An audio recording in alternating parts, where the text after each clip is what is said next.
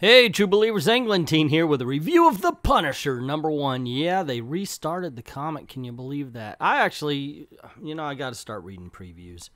I mean, I've got a comic book channel. I guess I should just bite the bullet and understand that some of the things are going to get spoiled. I had no idea they were going to restart this again. I didn't.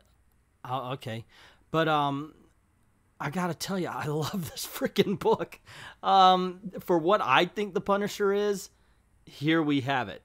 He is definitely, in my opinion, a criminal, and he is treated that way here for what little bit he's talked about.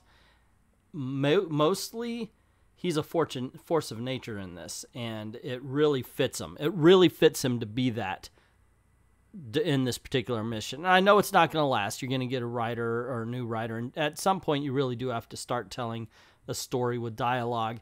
This is mostly a book where everybody but him is talking, and they're talking about him or about the things that they're doing.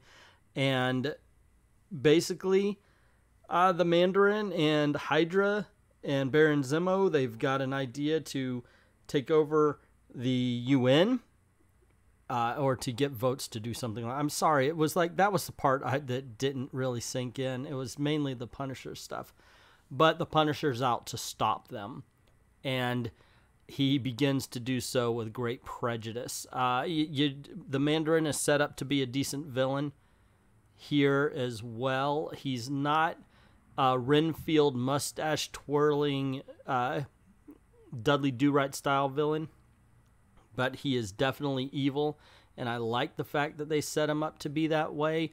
Baron Zemo seems to be a world conqueror, in the fact that he understands that he can do just as much through politics as he can through the shows of force, although that he knows that he has the force behind him in case he needs it. And he alludes to that fact a couple of times when he's talking to actual politicians, And I love that about the characters. I love the fact that they found those different voices in those villains, and they gave it to us. And so it kind of makes the villains a little more than just the two-dimensional, world conquerors. You actually believe that these two can do it if they were not stopped, which, of course, is what's going on with the Punisher.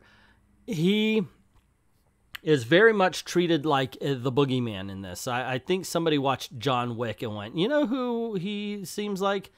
The Punisher. We should do this. And, which is I think is kind of funny, but he's very much like Hydra is driving some trucks, and you see one fall and then the next, and it's just the tension. You're actually on the villain side, or if you want to call him that, for a little bit, because they're just watching this happen without knowing who's behind it. Of course, we know it.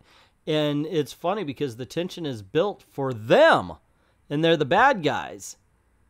And it's not like you're going, yeah, get him, Punisher. It's just like, holy crap, and it's almost like, get away, get away, get away.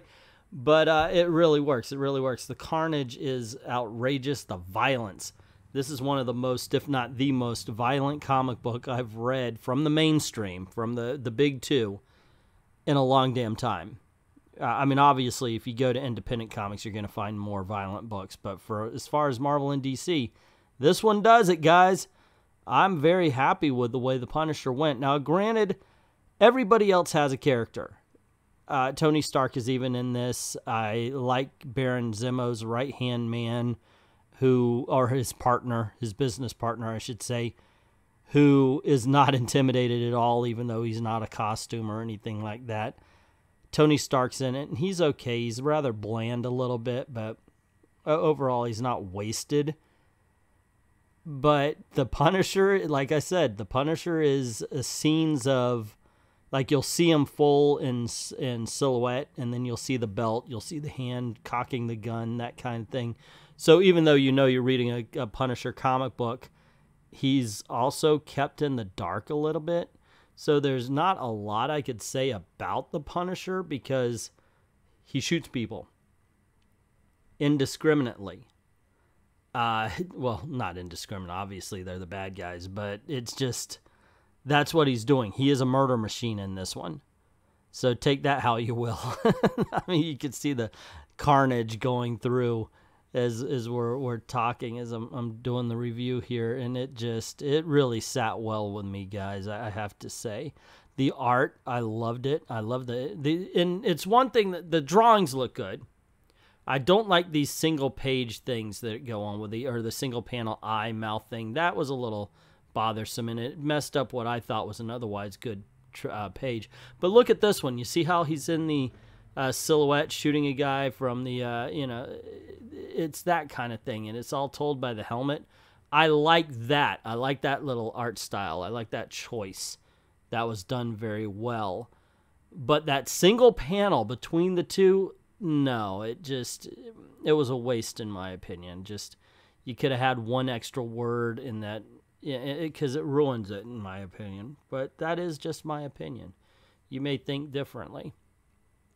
Otherwise, what else can I say? The colors, by the way, I mentioned the art, which is good, but I was gonna say the colors are what really brings this off the page. Man, I love that bit. And they really do work with the oranges and blues. I'm sure you heard about that with the movie posters, and that's what gets your eye and everything like that. And it works here as well. Overall, I enjoyed the heck out of this book, man. Seriously. I'm looking forward to Punisher #2. I'm very happy to report the Punisher #1 does the job well. We have Frank Castle back. Like I said, he's basically Michael Myers with guns. He's just a big, tall, unstoppable killing machine. And I think, in all honesty, isn't that what we really want out of a Punisher? I don't know about you, but dude, that's exactly what I want.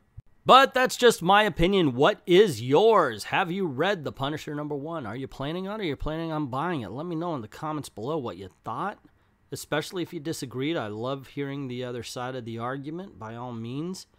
Just tell me why. Tell me why you disagree. Put it down in the comments below. Also, if you like this video, you know the drill. Click like, share to get word out about the channel. And don't forget to hit subscription and notification so you don't miss anything. Cool things happen around these parts, especially live streams. You should really show up for those. Those are a lot of fun. Also, this is the way we're trying to make a living. So if you don't mind helping out the channel, go on over to Patreon. Drop $1 in the till. The link is in the description below. Easy peasy. I'd like to thank everybody who's already done that. And to everyone, all of the true believers, thank you very, very much for watching.